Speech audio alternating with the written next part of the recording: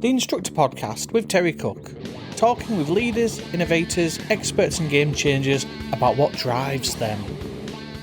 There are people out there that are struggling, and like you said, feel like they have to take on everyone. And part of being a driving instructor is we want to fix people's problems. You know, it's one of the hard transitions from me going from almost instructor-led to coach-led, is as an instructor, when they make a mistake, I just want to dive in and fix it and help.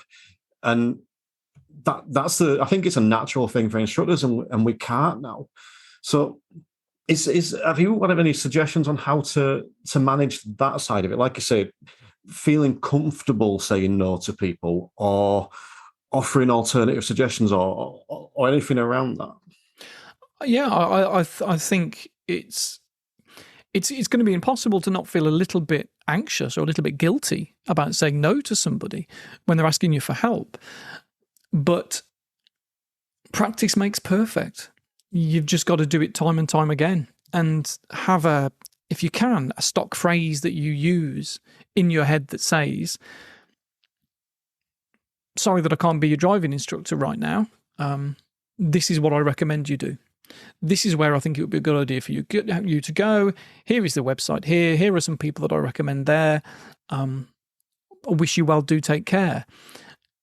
Once you've got whatever phrase is appropriate in your head, it can just flow. It just becomes natural to do it. And eventually it doesn't make you feel guilty or embarrassed about saying no to somebody, because everybody wants an easy life. Everybody wants to just pick up the phone or send one email and boom, I've got everything that I want there and then.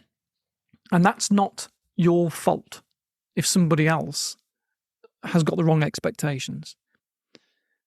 And I've had that many times over the years. As you could imagine, people, maybe they've listened to the podcast for 4 or 5 years and they're like, I really click with this guy. I don't need any other therapist. So yeah, I'm going to do it. I'm going to email him and see if he's available tomorrow for a therapy session. No. I'm really sorry, I can't. I don't have any availability, but here are some phone numbers and here are some email addresses. And they're like, but I want to see you. And, well, that's not my fault.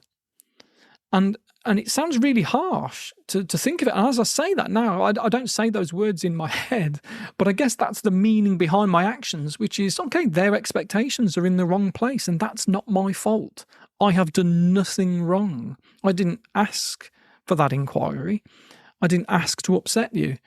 It's not my fault. And then I can't feel guilty, because I think it is about guilt, that feeling of that uncomfortable feeling.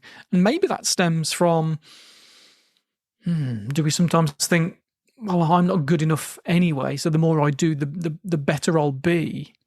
Sometimes that can be the case, and we do need a little bit of self-analysis sometimes to go, am I good enough? Actually, as a friend, as a human, as an instructor, as a coach, as an anything, am I already good enough? Do I have anything to prove? Who am I trying to prove anything to? My dad from 30 years ago? What am I doing with myself?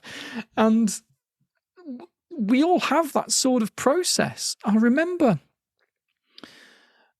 I forget quite what it was. There was a couple of things that happened to me. And I thought to myself, that'd make my dad proud. And I thought, where did that phrase come from? Why is that there? He'd have been proud anyway. No, despite this or not, it doesn't matter. But still, as an adult, there's that childish phrase in my head that says, "No, I want to make my parents proud because that's what I was born to do." And of course, we're not. It just feels that way, doesn't it? Sometimes. I think there's sort of the idea of wanting to help people as well is just natural for a lot of people, isn't it? Yeah. I know that for the instructors listening now, I think I'm doing what you suggested without actually intending to, because when people sort of message me, it's usually message inquiries as well rather than ring. I'll generally say, no, can't take anyone on for, well, at the minute it's till December, so you're welcome to get back in touch then, but here's some resources. And I've got free stock resources that I send them. And straight away, I mean, you mentioned guilt a couple of times there, but straight away I don't feel guilty because like I can't physically help you, but I can still help you with this.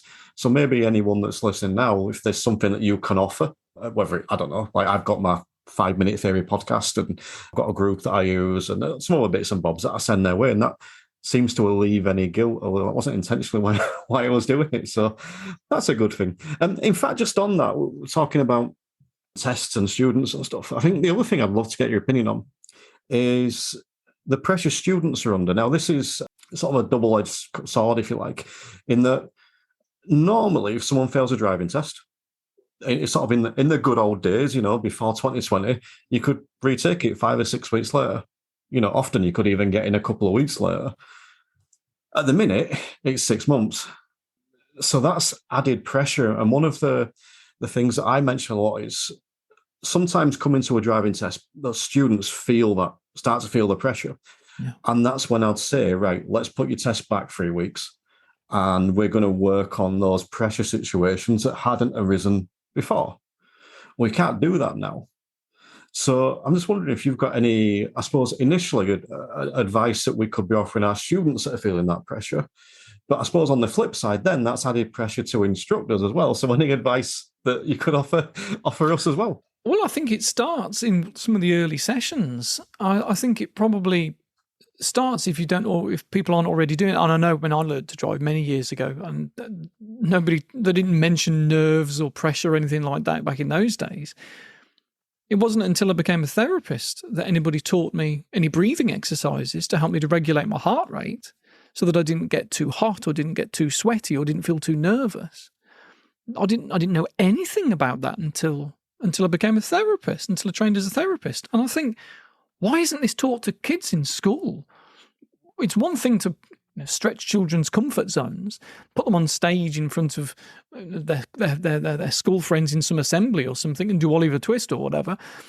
But beforehand, you need to teach them how to handle those feelings when they come into the stomach, into your muscles.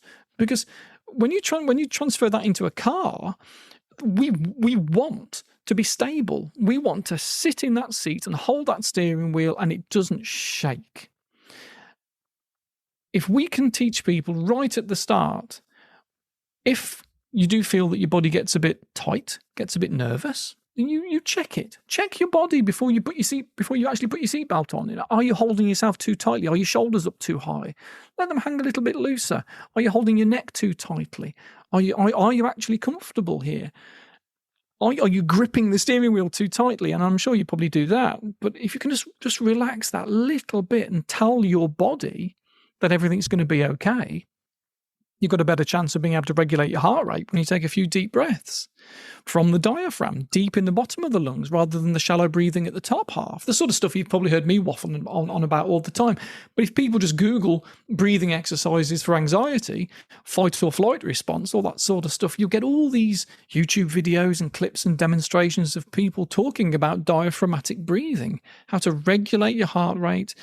And you can hear it in the student's voice. You'll hear if they speak too quickly.